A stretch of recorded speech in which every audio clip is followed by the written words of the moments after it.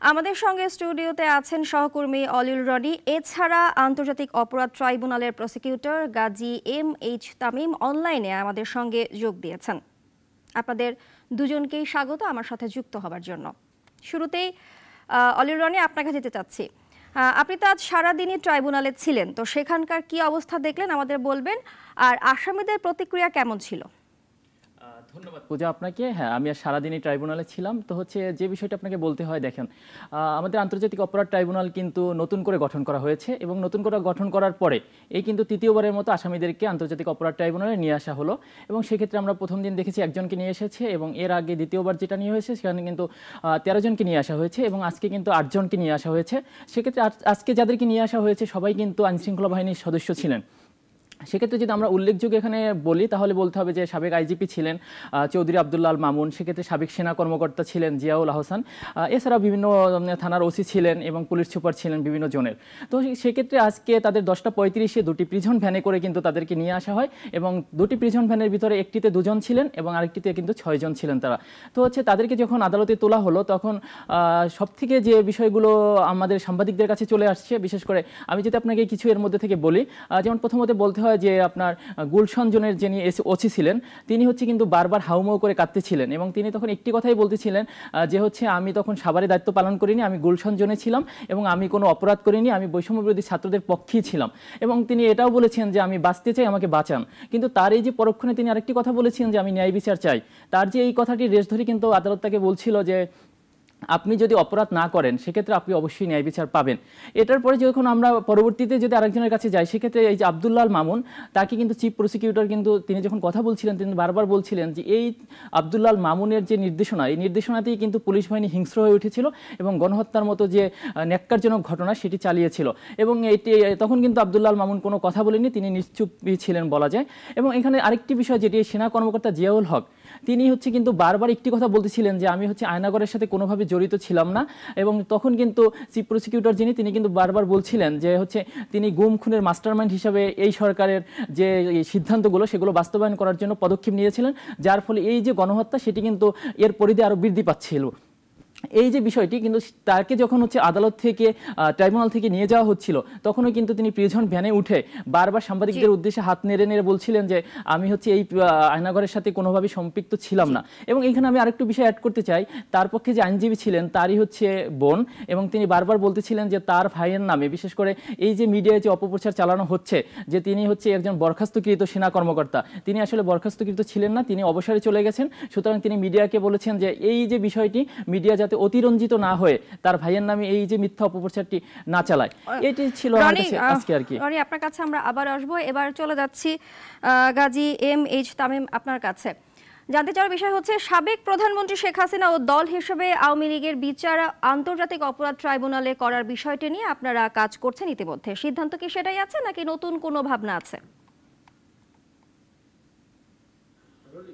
ইতিমধ্যে আন্তর্জাতিক অপরাধ ট্রাইব্যুনাল আইন 1973 অনুযায়ী 3 জন বিচারককে ট্রাইব্যুনালের দায়িত্বে নিয়োজিত করা হয়েছে। 10 সদস্যের একটি প্রসিকিউশন টিম গঠন করা হয়েছে।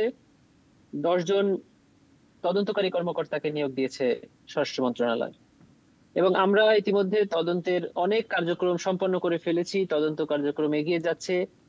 আসামিদের বিরুদ্ধে গ্রেফতারি পরোয়ানা জারি হয়েছে, বেশ কিছু আসামিকে আদালতে হাজির করা হয়েছে।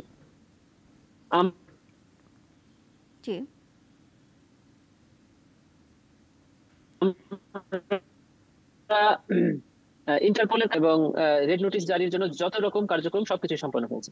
এরপরে আর তো বলার সুযোগ থাকে না যে আমরা এই সিদ্ধান্ত থেকে সরকার সরে এসেছে বা আমরা সরে গেছি। এবং খুব অল্প সময়ে আশা করছি আপনারা দেখতে পাবেন যে আমরা তদন্ত প্রায় শেষ পর্যায়ে বা তদন্তের একটি চূড়ান্ত পর্যায়ে আমরা পৌঁছে গেছি। আর তদন্তের কার্যক্রমের মতো করেই চলবে। আর আমাদের বিচার এই তদন্তেরই একটি অংশ। বিচারের প্রাথমিক অংশ হলো এই তদন্ত, এবং তদন্তের উপরে নির্ভর করে এই বিচারটা চলবে। যার কথা আপনি বলছেন সাবেক প্রধানমন্ত্রী আমাদের এই ট্রাইব্যুনালের প্রধান এবং প্রথম আসামি। উনি বিদেশে থাকলেও এই আইনে তাকে বিচার করতে কোনো বাধা নেই। আমাদের আইনে একজন আসামির বিরুদ্ধে যখন গ্রেফতারি পরোয়ানা জারি করা হয় তখন তাকে আদালতে হাজির করার জন্য বলা হয়, অথবা আইন শৃঙ্খলা বাহিনী তাকে আদালতে হাজির করার চেষ্টা করবেন। জি যদি উনি আদালতে স্বেচ্ছায় হাজির না হন এবং আইন শৃঙ্খলা বাহিনী তাকে গ্রেফতার করে আদালতে উপস্থিত করতে ব্যর্থ হয়, তখন উনাকে গ্রেফতার করার জন্য বা আদালতে হাজির করার জন্য দুটি জাতীয় পত্রিকায় বিজ্ঞপ্তি প্রদান করা হবে, একটি বাংলা এবং একটি ইংরেজি। এই দুটি পত্রিকায় বিজ্ঞপ্তি প্রদানের পরেও যদি উনি আদালতে হাজির না হন, তখন তার পক্ষে একজন রাষ্ট্র নিয়োজিত আইনজীবী প্রদান করা হবে মামলা পরিচালনা করার জন্য। ওই ব্যক্তির কাছে এই মামলার সকল অভিযোগ, সকল পেপারস, সকল ডকুমেন্ট প্রদান করা হবে। তিনি এই পলাতক আসামির অনুপস্থিতিতে তার পক্ষে এই মামলায় আদালতে অ্যাপিয়ার করবেন এবং সেই মামলার আইনজীবী হবেন তিনি, যেটি ইতিমধ্যে ট্রাইব্যুনালের প্রথম মামলা মাওলানা আবুল কালাম আজাদ সাহেবের মামলা ট্রাইব্যুনালে হয়েছিল, যিনি পলাতক ছিলেন এবং তার পক্ষে একজন রাষ্ট্র নিয়োজিত আইনজীবীর মাধ্যমে এই ট্রাইব্যুনালের প্রথম মামলার রায় হয়েছিল। সেখানে এই আইনটি এখনো আছে এবং সেভাবেই আমরা এগিয়ে যাব যদি জি আমরা উনি না আসেন। জানি যে শেখ হাসিনা তো পলাতক আছেন, সেই সাথে কিন্তু স্বরাষ্ট্রমন্ত্রী এমন আরো অনেকেই আছেন, তো তাদের বিষয়ে কি করবে প্রসিকিউশন? এই আইনে সকলের ক্ষেত্রে একই রকম হবে। আচ্ছা যারা পলাতক আছেন তাদেরকে গ্রেফতারের চেষ্টা চলবে। যদি গ্রেফতার তারা না হয় বা তারা স্বেচ্ছায় হাজির না হন, তাহলে তাদের পক্ষে রাষ্ট্র নিয়োজিত আইনজীবী তাদের মামলা পরিচালনা করবে। রাষ্ট্র নিয়োজিত আসামি পক্ষের আইনজীবী, আমরা হলাম প্রসিকিউশন, মানে রাষ্ট্র না, আমরা সরকারের আইনজীবী। আর তাদের পক্ষে আইন পরিচালনা যারা করবেন আইনজীবী হিসেবে, তারা হলো স্টেট ডিফেন্স কাউন্সিল, মানে রাষ্ট্র কর্তৃক নিয়োজিত আসামি পক্ষের আইনজীবী। এই দুই পক্ষের আইনজীবীর মাধ্যমেই ট্রাইব্যুনালে তাদের পক্ষে মামলা পরিচালনা করা হবে। জি জনাব তামিম, আপনি থাকেন, আমরা চলে যাচ্ছি আমাদের রিপোর্টারের কাছে, তার কাছে জানতে চাওয়ার কিছু বিষয় আছে। সেটা হচ্ছে অলিল রনি, মানবতা বিরোধী অপরাধ প্রমাণিত হলে আন্তর্জাতিক অপরাধ ট্রাইব্যুনালে সাজা কি হতে পারে, অতীত ইতিহাস কি বলে, সেক্ষেত্রে আইন শৃঙ্খলা বাহিনীর এসব সদস্যদের কি সাজা হতে পারে? আচ্ছা, ধন্যবাদ আপনাকে। যেমনটি প্রশ্ন করছিলেন যে হচ্ছে যদি অপরাধ তাদের মানে প্রতি হয়, প্রমাণিত হয়, সেক্ষেত্রে কি সাজা হতে পারে। দেখুন, এখন কিন্তু তাদেরকে প্রাথমিকভাবে জিজ্ঞাসাবাদের জন্য ট্রাইব্যুনাল হাজির করা হয়েছে। সেক্ষেত্রে কিন্তু ট্রাইব্যুনাল তাদেরকে 1 মাসের একটি সময় দিয়েছে তদন্ত করার জন্য। অর্থাৎ যখন এই তদন্ত সংস্থা তারা তাদের প্রতিবেদন দাখিল করবেন, তো দাখিল করার পরে কিন্তু আদালত এটিকে হচ্ছে আমলে নেবেন, অর্থাৎ তখন যাচাই বাছাই করবেন। যাচাই বাছাই করার পরে তারা যদি দেখেন যে এটার ভিতরে যে উপাদানগুলো দরকার বা হচ্ছে প্রয়োজনীয় একটি অপরাধ প্রমাণিত হওয়ার জন্য এগুলো থাকে, তখন কিন্তু তারা এটিকে আনুষ্ঠানিকভাবে আমলে নেবেন এবং আমলে নিয়ে তখন কিন্তু এটিকে শুনানি করবেন এবং শুনানি করার পরে তারা পর্যায়ক্রমে এটি সাক্ষ্য গ্রহণ করবেন। সাক্ষ্য গ্রহণে জবানবন্দি নিয়ে তাদেরকে তারপরে হচ্ছে কিন্তু একটি রায় ঘোষণা করবেন। সেক্ষেত্রে এখন যদি আমি অতীত বলি যে এই আন্তর্জাতিক অপরাধ ট্রাইব্যুনাল অতীতে কি হয়েছে, দেখুন আপনি 2010 সালে যখন আন্তর্জাতিক অপরাধ ট্রাইব্যুনাল নতুন করে করা হয়, তখন হচ্ছে কিন্তু যে বিষয়গুলো এখানে চলে এসেছিল, যেমন প্রথম আসামির কথা আমাদের প্রসিকিউটর সাহেব বললেন যে আবুল কালাম আজাদ, তার কিন্তু এখানে মৃত্যুদণ্ড হয়েছিল, অর্থাৎ তার যে অপরাধগুলো সেগুলো প্রমাণিত হয়েছিল, কিন্তু সে এখনো পলাতক রয়েছেন যুক্তরাষ্ট্রে। কিন্তু এছাড়াও যদি আমি একটু ওভারঅল হিস্ট্রিটা দেখি আমাদের আন্তর্জাতিক অপরাধ ট্রাইব্যুনালের, তাহলে দেখতে হবে যে এখন পর্যন্ত কিন্তু 26 জনের মামলা এখানে চলমান বা অনেকে শেষ হয়েছে এবং অনেকের আপিল বিভাগ এখনো বিচারাধীন রয়েছেন। সেক্ষেত্রে এই 26 জনের মধ্যে আপনার 19 জনের হচ্ছে কিন্তু মৃত্যুদণ্ড হয়েছে রায়ে, এবং হচ্ছে 5 জনের হচ্ছে কারাভোগ হয়েছে আমৃত্যু, এবং একজনের হচ্ছে 90 বছরের কারাদণ্ড হয়েছে। এই যে 90 বছরের কারাদণ্ড হয়েছে সেটি কিন্তু হচ্ছে গোলাম আজম, যিনি জামায়াতের শীর্ষ পর্যায়ের একজন নেতা, এবং তার বয়স বিবেচনায় কিন্তু তাকে 90 বছরের কারাদণ্ড দেওয়া হয়েছে। এছাড়াও যেমন এই যে 19 জনের মৃত্যুদণ্ড হয়েছে, এর ভিতরে কিন্তু আপনার হচ্ছে 6 জন রয়েছেন যাদের মৃত্যুদণ্ড অলরেডি কার্যকর করা হয়েছে। বিশেষ করে আমি যদি তাদের কথা বলি একে একে, তাহলে প্রথমে বলতে হবে আব্দুল কাদের মোল্লা, যার হচ্ছে প্রথম কিন্তু হাইকোর্ট থেকে তিনি যে এটা রায়টা পেয়েছিলেন, সেখানে কিন্তু তাকে 2টি মামলায় যাবজ্জীবন কারাদণ্ড দেওয়া হয়েছিল। কিন্তু হচ্ছে আমরা জানি এরপরে সারা দেশ জুড়ে আন্দোলন দেখা দেয়, যার ফলে আপনার শাহবাগে গণজাগরণ মঞ্চ সৃষ্টি হয় তার এই আন্দোলনের তার যে ফাঁসির দাবির জন্য, এবং পরবর্তীতে কিন্তু আপিল বিভাগ তার এই যাবজ্জীবনকে মৃত্যুদণ্ডে রূপান্তর করে এবং 2013 সালে তার ফাঁসি কার্যকর হয়। একইভাবে কিন্তু দেখেন পরবর্তীতে তার মতিউর রহমান নিজামী থেকে শুরু করে, যদি আমরা বলি বিএনপির নেতা সালাউদ্দিন কাদের চৌধুরী, তাদের কিন্তু হচ্ছে মৃত্যুদণ্ড হয়েছে। সেক্ষেত্রে আমি একটু যদি আরেকটু বলি আপনাকে, যে দেখেন জামায়াতের শীর্ষ নেতা থেকে শুরু করে বিএনপির যে নেতাকর্মীরা রয়েছে তাদের কিন্তু মৃত্যুদণ্ড হয়েছে। সুতরাং এই অপরাধ যদি প্রমাণিত হয়, তাহলে অবশ্যই তার অপরাধের ধরন অনুযায়ী সেক্ষেত্রে মৃত্যুদণ্ড হতে পারে, যাবজ্জীবন কারাদণ্ড হতে পারে, বা বিভিন্ন মেয়াদে। ওকে রনি, ধন্যবাদ। এবার জনাব তামিম, আপনার কাছে জানতে চাচ্ছি যে ভবিষ্যতে কি আবারও এই বিচার প্রক্রিয়া প্রশ্নের মুখে পড়ার সম্ভাবনা আছে কি, আর আন্তর্জাতিক মানদণ্ড কিভাবে রক্ষা করা হচ্ছে, আসামি পক্ষ কি ধরনের আইনি অধিকার পাচ্ছে বলে আপনি মনে করেন?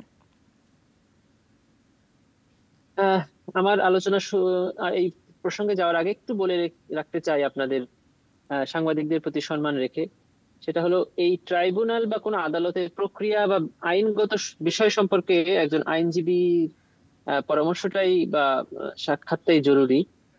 আমার সহ আলোচক সাংবাদিকের উপরে সম্মান রেখে বলছি, উনার আলোচনায় বেশ কিছু আইনগত ত্রুটি বা তথ্যগত ভুল রয়েছে। ট্রাইব্যুনালের আগে কয়টা বিচার হয়েছে, কিভাবে পরবর্তী বিচার কার্যক্রম চলবে সেই বিষয়ে। যাই হোক, এটা নিয়ে পরে আপনারা একটু কাইন্ডলি দেখে নেবেন।